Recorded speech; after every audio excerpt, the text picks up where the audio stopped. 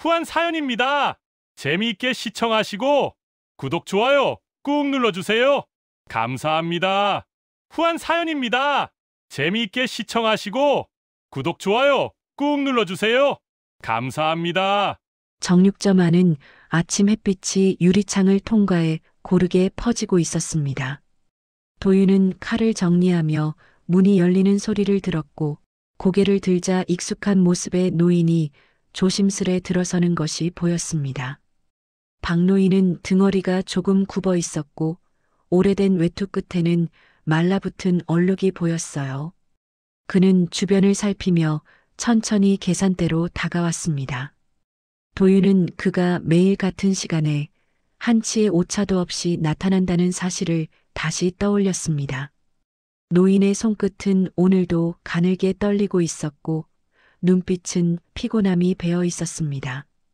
그가 들고 있는 장바구니에서는 알 수 없는 약품 냄새가 은은하게 흘러나왔어요. 도윤은 냄새의 정체가 늘 궁금했지만 노인에게 직접 묻기엔 조심스러웠습니다. 노인은 부드럽게 미소를 지으며 주문을 시작했습니다.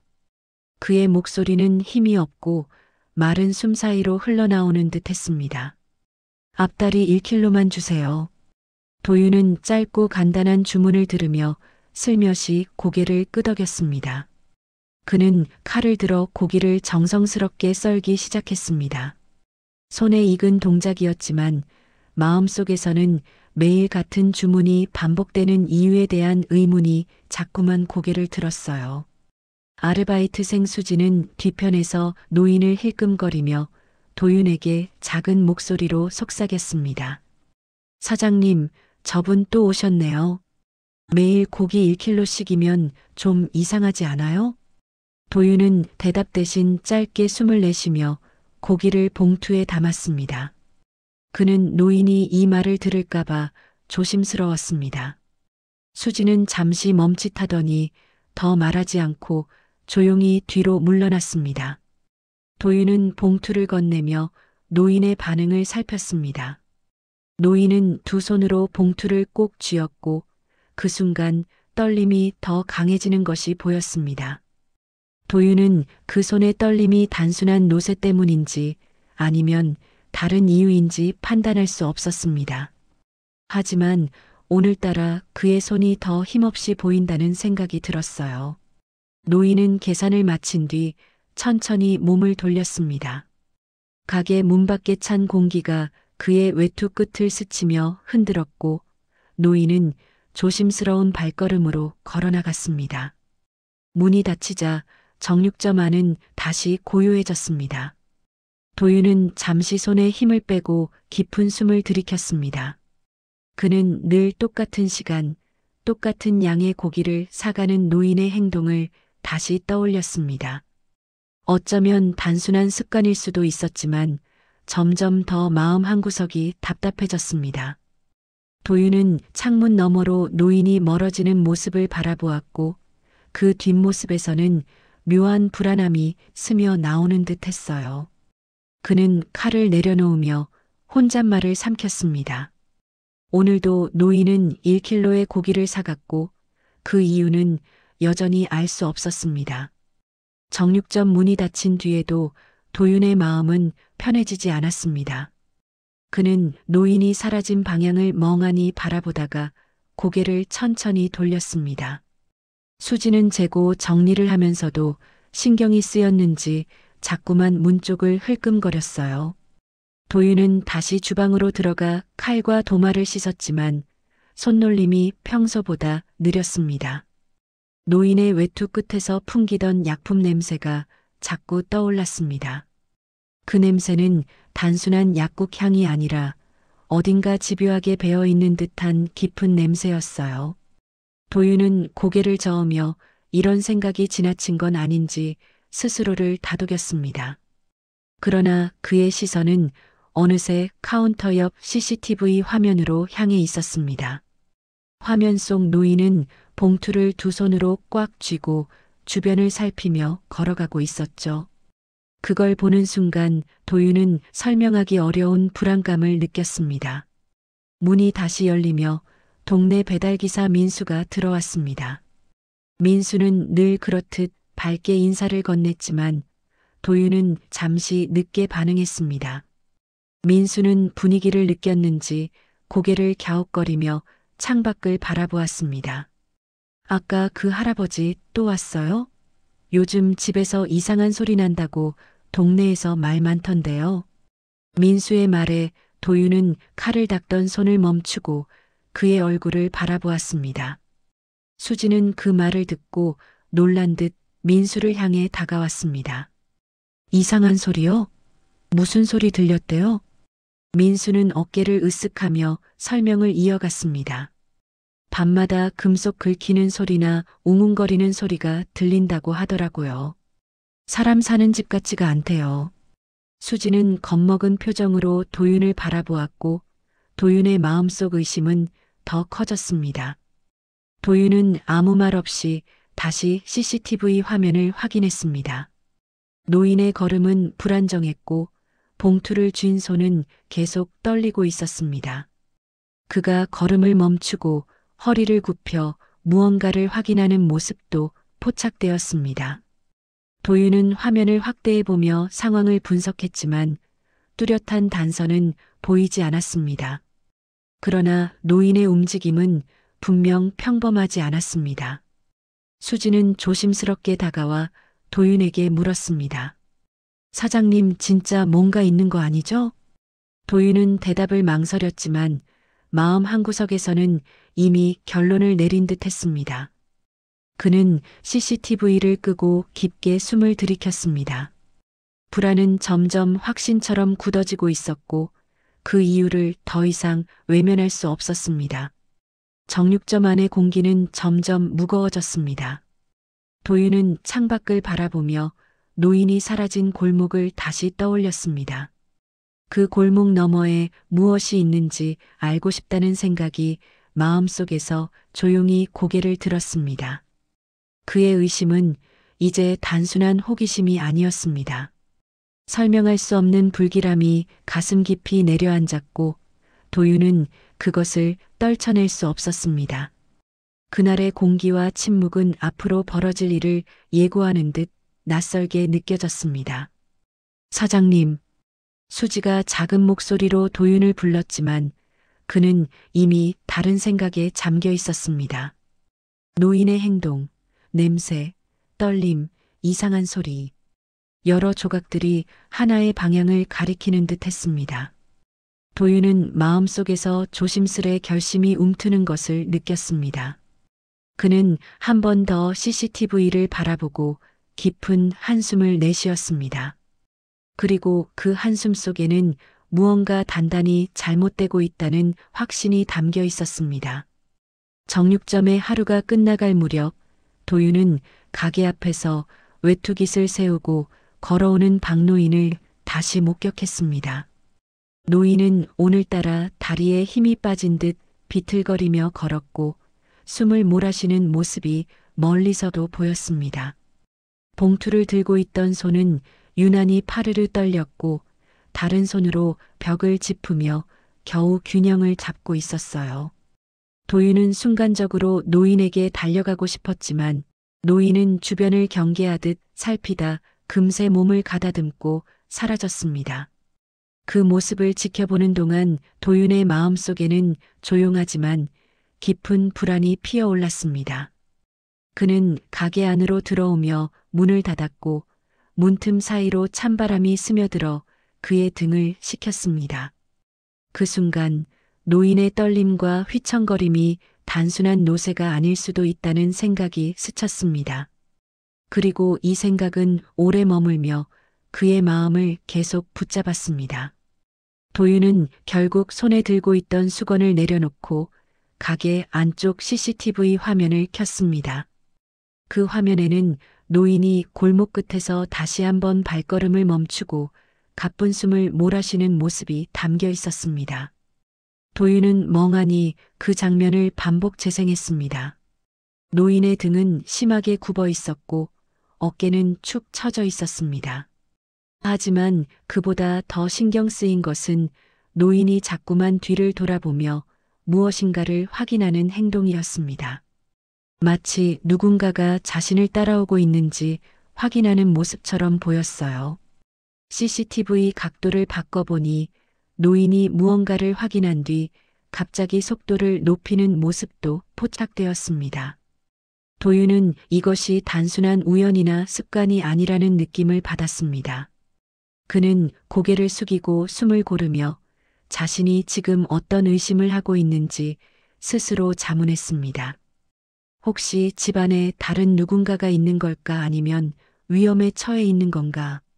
이런 생각은 곧 가벼운 의문이 아니라 무거운 걱정이 되어 그의 가슴을 짓눌렀습니다. 그는 다시 화면을 멈추고 노인의 마지막 장면을 천천히 바라보았습니다. 문이 열리고 카페 사장 은지가 들어와 커피 2잔을 건넸습니다. 은지는 도윤의 굳은 표정을 보고 놀란 듯 다가왔습니다. 사장님, 무슨 일 있어 보여요. 도윤은 잠시 고민했지만 결국 CCTV 화면을 은지에게 보여주었습니다. 은지는 화면을 본 뒤 표정을 굳히며 고개를 저었습니다. 요즘 집에서 이상한 소리 난다는 얘기도 있고 혹시 위험한 상황일 수도 있잖아요. 그 말은 도윤의 불안과 맞물려 그의 마음속 결심을 더욱 굳게 만들었습니다. 은지는 조심스럽게 경찰에 신고하는 것이 좋겠다고 말했습니다. 수지도 2 사람의 대화를 듣고 다가와 조용히 고개를 끄덕였습니다. 그들은 서로 말없이 눈을 마주쳤고 공기 속에는 묵직한 긴장감이 감돌았습니다. 도윤은 결국 휴대폰을 꺼내 경찰서 번호를 눌렀습니다. 전화 연결음이 울리는 동안 그의 손끝은 노인처럼 떨리고 있었습니다. 잠시 후 연결된 안내음에 따라 신고 의사를 밝히려는 순간 그는 잠시 말을 잃었습니다. 하지만 곧 마음을 다잡고 지금까지 보고 느낀 모든 상황을 천천히 설명했습니다.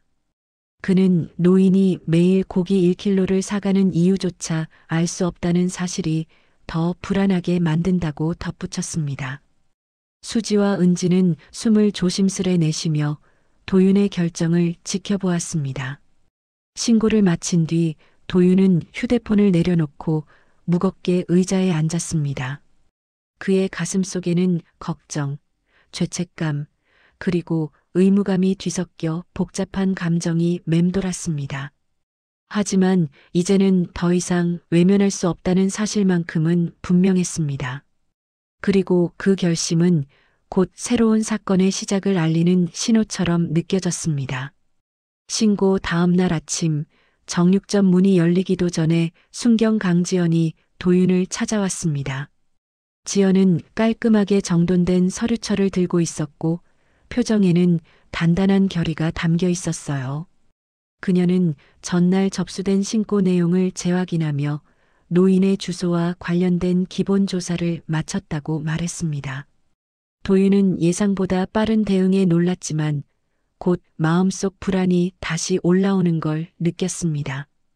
지연은 전력 사용량과 거주 형태를 조사한 결과 집안에 최소 2 사람 이상이 있을 가능성이 있다고 설명했습니다. 그 말은 도윤이 막연히 느껴오던 의심을 구체적인 사실로 바꾸어 놓았습니다. 도윤은 서류를 바라보며 한동안 말을 잇지 못했습니다. 지연은 도윤이 동행 의사를 밝히면 현장 확인이 더 정확해질 수 있다고 제안했습니다. 도윤은 잠시 숨을 들이쉬고 고개를 천천히 끄덕였습니다. 그의 표정에는 두려움과 책임감이 동시에 묻어 있었습니다. 지연과 도윤은 경찰차를 타고 박노인의 집으로 향했습니다. 차창 밖 풍경은 평소와 같았지만 도윤에게는 모든 것이 낯설고 무겁게 다가왔습니다. 지연은 도윤에게 노인과의 지난 대화를 자세히 물었고 도윤은 기억 속 장면들을 조심스럽게 꺼내 설명했습니다.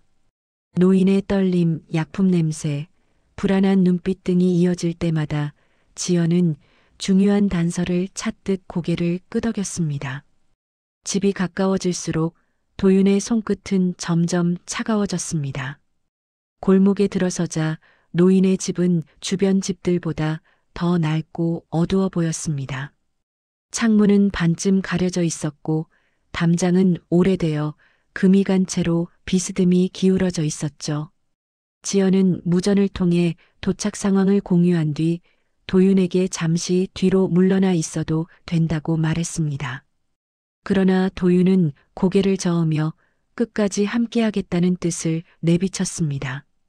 지연은 짧게 미소 지으며 그의 결심을 받아들였습니다. 지연은 문 앞에 서서 천천히 문을 두드렸습니다. 몇 차례 두드렸지만 안에서는 아무런 대답도 움직임도 감지되지 않았습니다. 지연은 귀를 가까이 대고 내부의 소음을 확인했지만 들리는 것은 낮은 웅웅거림뿐이었습니다. 그 소리는 기계가 돌아가는 듯한 소리였지만 일정하지 않아 불규칙하게 울렸습니다. 도윤은 그 소리를 듣고 어딘가 불길한 느낌을 받았습니다. 지연은 다시 문을 두드리며 자신이 경찰임을 알리고 방문 이유를 설명했습니다. 그러나 여전히 응답은 없었습니다. 그 순간 집 안쪽에서 희미한 금속 긁히는 소리가 스쳤고 지연은 표정을 굳히며 도윤을 돌아보았습니다.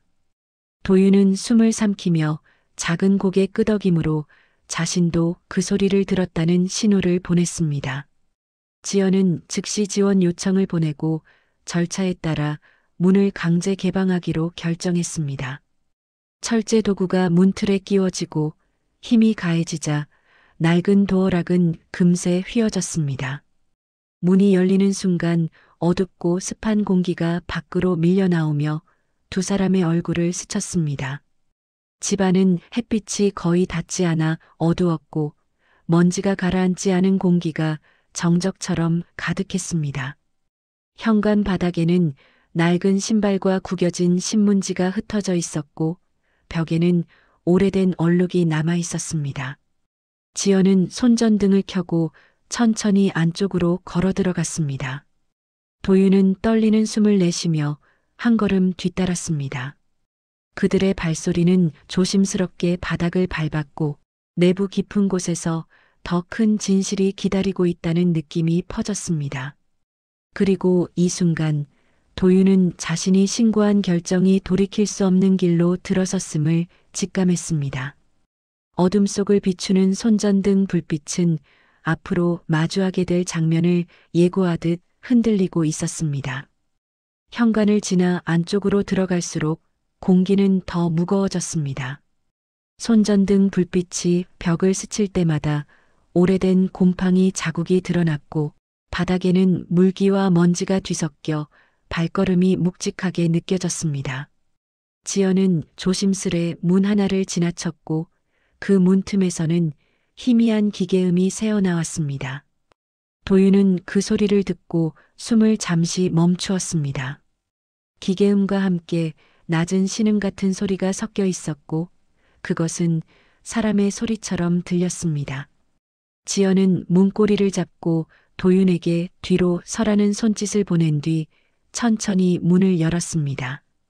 문이 열리자 어둠 속에서 냄새가 먼저 밀려나왔습니다. 훈제처럼 배어있는 고기 냄새, 삶은 듯 진한 냄새, 그리고 약품이 오래 머문 방 특유의 향이 뒤엉켜 있었습니다. 빛이 방 안을 비추자 침대 위에 누워있는 한 남자의 모습이 드러났습니다. 남자는 거의 움직이지 않았고 그 말라붙은 입술과 비정상적으로 얇은 팔다리는 오랜 시간 누워 지낸 흔적을 보여주었습니다. 지연은 곧바로 무전을 통해 의료 지원을 요청했습니다. 침대 주변에는 반쯤 비어있는 주사기, 붕대, 알코올통이 어지럽게 놓여 있었고 방 구석에는 큼직한 솥이 자리 잡고 있었습니다. 솥 안에는 잘게 다져진 고기 흔적이 남아 있었고 옆에는 믹서기가 오래된 얼룩과 함께 놓여 있었습니다. 도윤은 그 광경을 보고 한 걸음 비틀거리며 뒤로 물러났습니다. 그는 어제 노인의 손에 들려있던 봉투가 이 방으로 들어왔을 모습을 떠올렸습니다. 그리고 매일 1킬로씩 사가던 고기가 바로 이곳에서 삶아지고 갈리고 있었다는 사실이 분명해졌습니다. 남자의 눈은 희미하게 떴다가 감겼고 숨소리는 얇고 불안정하게 끊어지고 있었습니다. 그의 옆에는 다른 수건과 약통이 그리고 오래 씹힌 자국이 있는 죽 그릇이 놓여 있었어요. 지연은 남자의 상태를 빠르게 살피며 손전등을 들어 얼굴을 비추었습니다. 남자의 얼굴은 고통 속에서도 어딘가 체념이 깃든 표정이었습니다. 그때 뒤쪽에서 갑작스러운 발걸음 소리가 들렸습니다. 지연은 즉시 몸을 돌려 손전등을 비추었고 그곳에는 박노인이 문에 기대선 채 숨을 몰아쉬고 있었습니다. 노인의 표정은 충격과 두려움 그리고 깊은 절망이 한데 섞여 있었어요. 그는 경찰이 방 안을 보고 있다는 사실을 인지하자 두 손을 흔들며 무언가를 말하려 했습니다. 그러나 목소리는 떨리고 가늘어서 제대로 들리지 않았습니다. 노인은 허리를 굽혀 침대 쪽으로 다가가려 했지만 균형을 잃고 바닥에 주저앉았습니다. 그는 방 안을 향해 손을 뻗었고 그 손끝은 떨림으로 인해 허공만 가르며 허약하게 흔들렸습니다. 도윤은 노인의 모습을 보는 순간 자신이 그토록 의심해왔던 사연이 단순한 범죄가 아닐지도 모른다는 생각이 스쳤습니다. 하지만 진실이 무엇이든 상황은 이미 돌아갈 수 없을 만큼 깊어져 있었습니다. 지연은 노인에게 다가가 상태를 확인하며 차분히 그를 일으켜 세웠습니다. 도윤은 방 한가운데 서서 천천히 숨을 내쉬었습니다. 그는 침대 위 남자의 존재가 모든 의문을 현실로 바꾸어 놓았다는 사실을 깨달았습니다. 이 방은 단순히 누군가가 아픈 채로 지내는 공간이 아니었습니다. 매일같이 고기를 삶고 갈아 누군가에게 먹이는 살아남기기 위한 처절한 공간이었습니다. 그리고 노인은 이 모든 일을 혼자 감당하고 있었던 겁니다. 도윤은 손끝이 저리도록 느껴지는 긴장 속에서 천천히 시선을 내렸습니다. 솥, 믹서기, 약품, 굳어버린 죽 냄새. 하나하나가 노인의 지난 시간을 말없이 설명하고 있었습니다.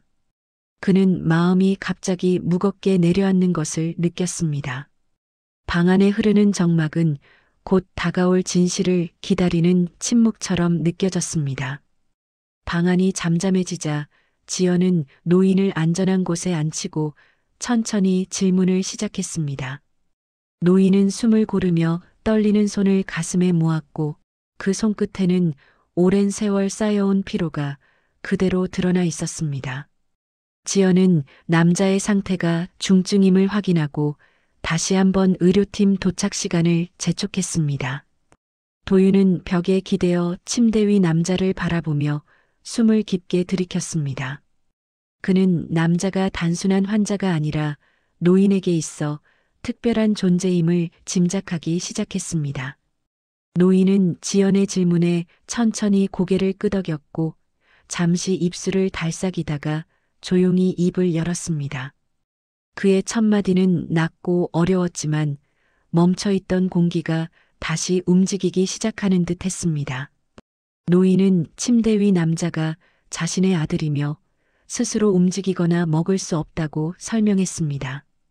그 말은 방 안에 있던 모든 혼란을 하나씩 제자리에 내려놓는 듯한 무게를 가지고 있었습니다. 도윤은 그 말을 듣는 순간 심장이 서늘하게 내려앉는 것을 느꼈습니다. 노인은 아들의 병명이 희귀질환이며 오랜 병원 생활 끝에 의료진이 가정 돌봄을 권했다고 말했습니다. 그 선택은 치료비 부담과 긴 병원 생활을 버티기 어려운 현실이 만든 결정이었다고 덧붙였습니다. 그는 가진 돈을 모두 치료비에 사용했으며 보호자 없이 병원에 두기 어렵다는 말에 결국 아들을 데리고 돌아왔다고 했습니다. 지연은 천천히 고개를 끄덕이며 그의 말을 놓치지 않으려는 듯 집중했습니다. 노인은 매일 고기 1킬로를 사간 이유가 아들이 씹지 못해 일일이 삶고 갈아서 죽처럼 만들어 먹였기 때문이라고 했습니다. 삶은 고기의 온도와 농도를 맞추는 일은 노인에게 큰 노동이었지만 그는 단 하루도 거르지 않았다고 했습니다. 도윤은 집에서 풍기던 고기 냄새와 약품 냄새가 바로 이 과정에서 비롯된 것임을 깨달았습니다. 그의 머릿속에서 의심은 빠르게 부서지고 남은 것은 복잡한 후회와 먹먹함 뿐이었습니다. 노인의 눈가에는 차오르는 눈물이 맺혔고 그는 그동안 도움을 요청할 여유도 용기도 없었다고 털어놓았습니다. 지연은 그의 어깨에 손을 얹으며 조용히 안심시키는 듯 천천히 숨을 내쉬었습니다. 그러나 방 안에 남은 문제는 아직 분명했습니다. 아들은 의료적으로 위험한 상태였고 혼자 돌보기에는 이미 한계를 넘어선 상황이었기 때문입니다. 지연은 상황을 정리하며 학대 정황이 없다는 점을 확인하고 오히려 보호 책임을 완전히 혼자 떠안은 노인의 부담을 크게 우려했습니다. 그녀는 즉시 사회복지팀과 돌봄지원센터에 연결해 긴급 지원 요청을 넣었습니다. 그 과정에서 노인은 연신 고개를 숙이며 미안하다는 말을 되뇌었지만 아무도 그에게 책임을 묻지 않았습니다. 도윤은 그 모습에 가슴이 조여오는 듯한 고통을 느꼈습니다. 그는 자신이 신고한 것이 오히려 노인에게 상처를 남긴 것은 아닌지 고민했지만 지연은 고개를 저었습니다. 그녀는 이 신고가 아니었다면 두 사람 모두 더 위험해질 수 있었다고 말하며 도윤을 안심시켰습니다. 도윤은 그 말을 듣고도 여전히 답답함을 느꼈지만 노인과 아들을 돕기 위한 첫걸음이 시작되었다는 사실을 받아들였습니다. 방 안에는 조용하지만 분명한 변화의 기운이 감돌고 있었고 그 속에서 도윤은 자신이 해야 할 다음 행동을 조용히 다짐했습니다. 얼마 지나지 않아 의료진이 도착하며 방 안의 긴장은 조금씩 풀렸습니다. 노인은 의료진에게 환자의 습관과 식사 방식, 통증 반응 등을 세세히 설명하며 한순간도 아들의 곁을 떠나지 않으려 했습니다. 도윤은 그 모습을 지켜보며 노인이 지난 세월 겪었을 고독과 책임의 무게를 온몸으로 실감했습니다. 그리고 그 무게는 외부에서 본 그 어떤 의심이나 추측보다 훨씬 더 깊고 절박한 것이었습니다. 의료진은 아들의 상태를 안정시키기 위한 응급 조치를 시작했고 방 안에는 바쁜 움직임과 기계음이 섞여 퍼졌습니다. 노인은 그런 상황에서도 아들의 이마를 조심스레 쓰다듬으며 작은 숨을 내쉬었습니다. 그 모습은 말로 표현하기 어려운 헌신이었고 도윤은 눈앞에서 펼쳐지는 그 장면을 잊지 못할 것임을 직감했습니다. 지연은 노인에게 앞으로는 무조건 공식적인 도움을 받을 수 있다고 설명했습니다. 그 말에 노인은 조용히 고개를 숙이며 눈물을 글썽였습니다. 그리고 방 안의 공기는 이전과 다르게 조금씩 밝아지고 있었습니다.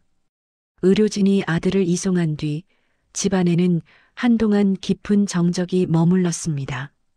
도윤은 어수선하게 흩어진 약품과 솥, 빈 그릇들을 천천히 바라보며 방 안을 둘러보았습니다. 노인은 부들부들 떨리는 손으로 의자 등받이를 붙잡고 있었고 지연은 그의 안전을 위해 옆에서 지켜주고 있었습니다. 응급 상황이 일단락되자 지연은 사회복지팀과의 회의를 위해 잠시 자리를 비웠고 집안에는 도윤과 노인만 남았습니다.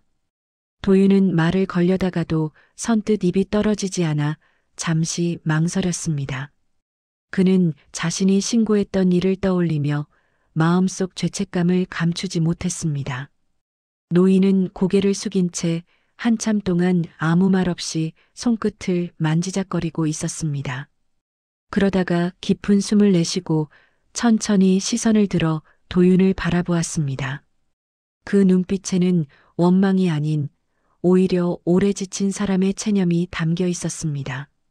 도윤은 그 눈빛을 마주하자 가슴이 더욱 무겁게 내려앉았습니다. 제가 너무 늦게 도왔습니다. 도윤은 조심스레 말을 꺼냈지만 목소리에는 복잡한 감정이 담겨 떨렸습니다. 노인은 작은 미소를 지으며 고개를 저었습니다.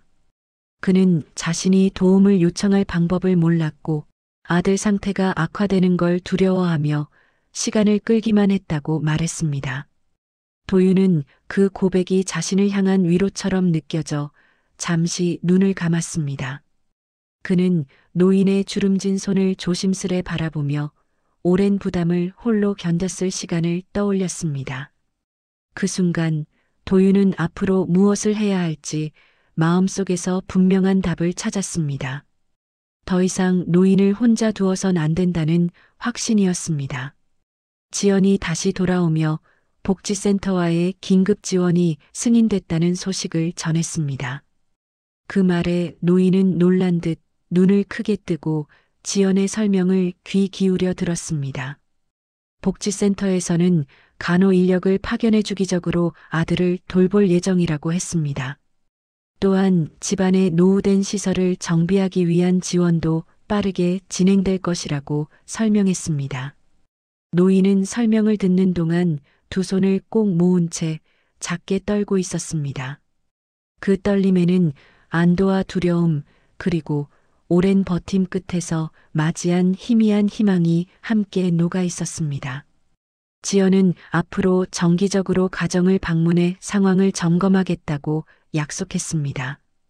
도윤 역시 자신이 매일 필요한 식재료를 챙겨주겠다고 조심스럽게 말했습니다. 그의 말에 노인은 눈을 깜빡이며 잠시 말을 잇지 못했습니다. 그러고는 천천히 고개를 숙여 깊은 인사를 건넸습니다. 그 인사는 단순한 감사의 표현이 아니라 누군가에게 마음을 내어놓는데 오랜 시간이 걸린 사람의 전부였습니다. 지연은 노인의 어깨를 토닥이며 앞으로는 혼자가 아니라고 차분하게 덧붙였습니다. 한참 후 집 밖으로 나선 도윤은 찬 바람이 불어오는 골목길을 천천히 걸었습니다.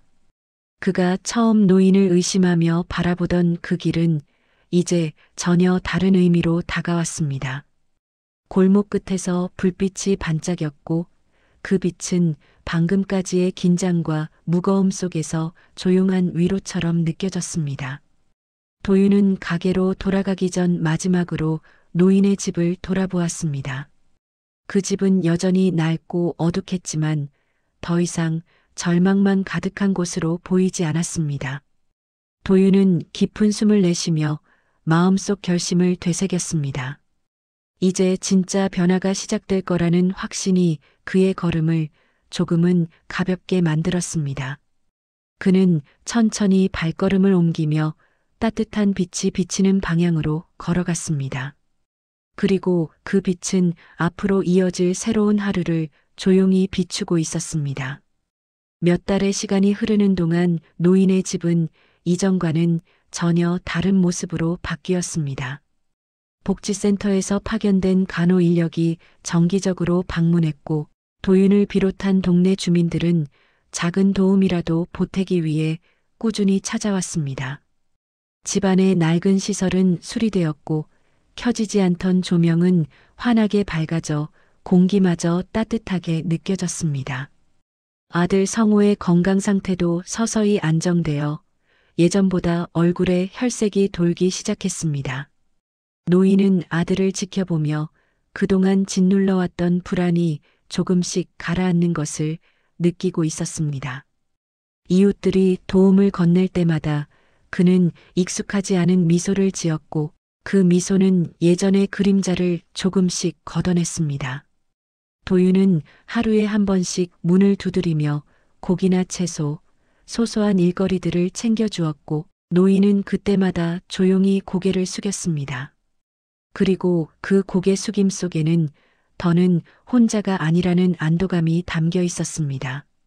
지연 또한 주기적으로 집에 들러 필요한 부분을 점검하며 두 사람의 생활이 안정적으로 흘러가는지 살폈습니다. 그녀는 여러 기관의 도움을 하나로 묶어 상황이 유지되도록 조용히 뒤에서 힘을 보태고 있었습니다. 어느 날 도윤은 작은 나무 의자를 들고 정육점 앞에 섰습니다. 그는 의자의 표면을 몇 번 더 다듬고 손수 준비한 금속 명패를 조심스레 붙였습니다. 명패에는 짧지만 깊은 의미가 담긴 문구가 새겨져 있었습니다. 가장 강한 사랑을 지켜낸 아버지를 기억하며. 그 문구를 바라보며 도윤은 잠시 숨을 고르며 지난 시간을 떠올렸습니다. 그의 마음속에는 처음 노인을 의심하던 날과 지금의 심경이 얼마나 달라졌는지 또렷하게 대비되고 있었습니다. 의자를 정돈한 뒤 도윤은 살짝 뒤로 물러나 완성된 모습을 바라보았습니다. 그 순간 골목 끝에서 노인과 성우가 천천히 모습을 드러냈습니다. 노인은 조심스럽게 아들의 휠체어를 밀며 천천히 걸어오고 있었습니다.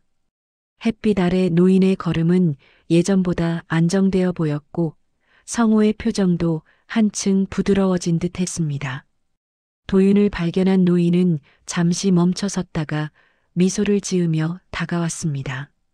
그는 의자를 바라보며 눈가를 적시더니 조심스럽게 손을 뻗어 문구를 쓰다듬었습니다. 손끝은 여전히 조금 떨렸지만 그 떨림은 더 이상 두려움의 흔들림이 아니었습니다. 도윤은 말없이 고개를 숙이며 나무 의자 옆으로 한 걸음 물러섰습니다. 노인은 감사 인사를 전하고 성우의 손을 이끌어 의자 근처에 잠시 멈춰 섰습니다. 그 순간 지나가던 동네 주민 몇 명도 발걸음을 멈추고 조용히 두 사람을 바라보았습니다. 누구도 말은 하지 않았지만 모두가 그 자리에 담긴 의미를 이해하고 있었습니다. 이제 노인은 더는 숨어 살지 않았고 도움을 거절하지도 않았습니다. 그는 마을의 한가운데에서 다른 사람들과 함께 살아가는 존재가 되어 있었습니다. 노인의 손길 아래 빛나는 명패는 이 작은 마을이 함께 만든 새로운 시작을 조용히 증명하고 있었습니다. 그리고 그날 이후 의자 앞을 지나던 사람들은 잠시 걸음을 멈추고 서로를 돌아보곤 했습니다. 도윤은 의자 옆에서 따뜻한 볕을 받으며 작은 미소를 지었습니다. 그의 시선에는 노인과 성우가 더 평온한 나날을 맞이하길 바라는 마음이 담겨 있었습니다. 지연이 멀리서 걸어와 의자를 한번 살피며 고개를 끄덕였고 그 모습은 마을의 변화가 확실해졌음을 알려주었습니다. 노인은 성우의 휠체어를 다시 밀며 도윤에게 마지막 인사를 건넸습니다. 그 인사는 이제 두려움 없는 오랜 세월 끝에 얻은 평온이 담긴 인사였습니다. 햇살 아래 골목길은 한층 밝아졌고 의자는 그 길 위에서 조용히 자리를 지키고 있었습니다. 그리고 새로운 이야기를 품은 채 마을의 하루는 다시 평범하게 흘러가기 시작했습니다.